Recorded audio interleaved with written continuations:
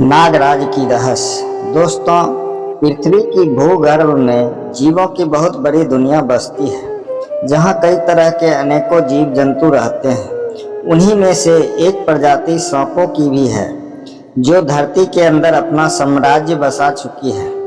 एक भयानक जंगल था, जिसके बीचों बीच में नदी के किनारे एक पहाड़ था, और उसी पहाड़ी में नागराज रहता था, जो सांपों का राजा था। उसके पास अपार शक्तियां थी, लेकिन वह पृथ्वी की रक्षा करने के लिए उत्तरदायी था। नागराज की बहुत विशाल सर्प सेना थी, जो उसके एक इशारे पर कोहराम मचा सकती थी।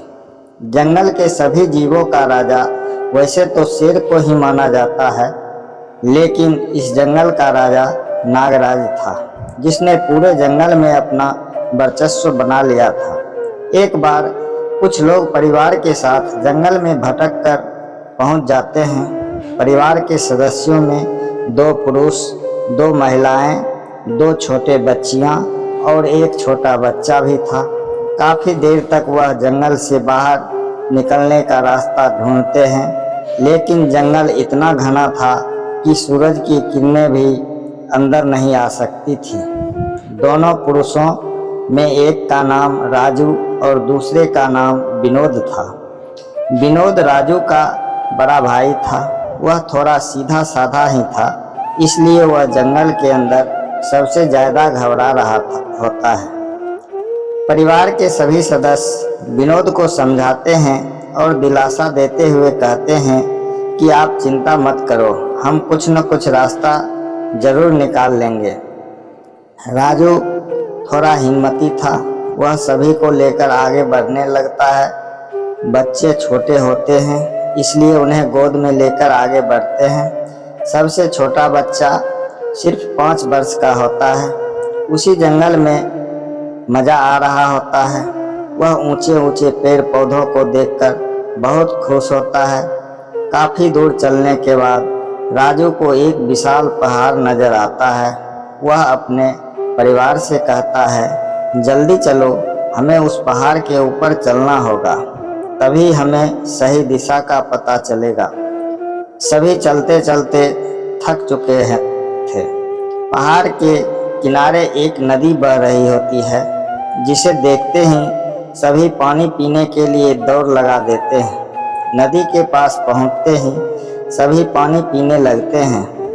नदी की धारा सामान्य होती है, इसलिए नदी को पार करना आसान था। विनोद और राजू अपने पूरे परिवार को नदी पार करवा देते हैं, लेकिन अचानक राजू चिल्लाकर पूछता है, हमारा मुन्ना, छोटा बेटा कहाँ है? दरअसल जल्दीबाजी में नदी पार करने के चक्कर में छोटे बच्चे की तरफ किसी का ध्यान नहीं गया और वह बच्चा तितलियों का पीछा करते हुए जंगल के अंदर चला गया। विनोद और राजू औरतों और बच्चियों को उसी पहाड़ के किनारे बैठाकर दोबारा नदी पार करके जंगल की तरफ आते हैं और ज़ोर ज़ोर से अपने बच्चे को पुकारने लगते हैं। और यहाँ दूसरी तरफ अपने बच्चे के गम में पहाड़ के किनारे पर बैठी औरतें ज़ोर ज़ोर से रो रही होती है। उनके रोने की आवाज़ से नागराज पहाड़ की सुरंगों से अपनी सेना के साथ बाहर आते हैं। पहाड़ के हर हिस्से में कई सांप बैठे होते हैं और उन्हीं के बीच नागराज धीरे धीरे औरतों की तरफ बढ़ता आ रहा होता है। अचानक औरतों की नज़र पहाड़ पर बैठे सांपों पर पड़ती है। वह डर से चीखने लगती है और अपने बच्चियों को अपनी गोद में छुपा लेती है। तभी नागराज उनके सामने आकर विशाल फन फैलाकर खड़े हो जाते हैं और सभी से कहते हैं कि तुम लोगों को यहाँ से बाहर जाने के लिए अब मेरी नाग सेना रास्ता दिखाएगी। तुम लोग जल्द ही इस जंगल से बाहर चले जाओ, यहाँ रहना खतरनाक हो सकता है। राजू और विनोद भी बोलता हुआ सांप देखकर दंग रह जाते हैं, लेकिन उन्होंने अपने बच्चों को पा लिया था। इससे बड़ा चमत्कार कुछ नहीं हो सकता था।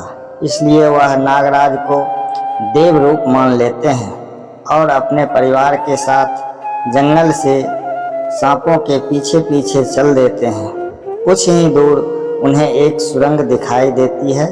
सांप वहीं जाकर रुक जाते हैं और उन्हें जाने का इशारा करते हैं। एक एक करके राजू अपने पूरे परिवार को सुरंग के द्वार से जंगल से बाहर निकाल देता है। नागराज इस परिवार के लिए किसी फरिश्ते से कम नहीं थे, जिन्होंने इन्हें इनका खोया हुआ अनमोल उपहार दे दिया। और इसी में चमत्कार के साथ यह डरावनी कहानी समाप्त हो जाती है। दोस्तों, अगर यह कहानी अच्छा लगा हो तो लाइक, सब्सक्राइब और शेयर ज़रूर कीजिएगा। नमस्कार।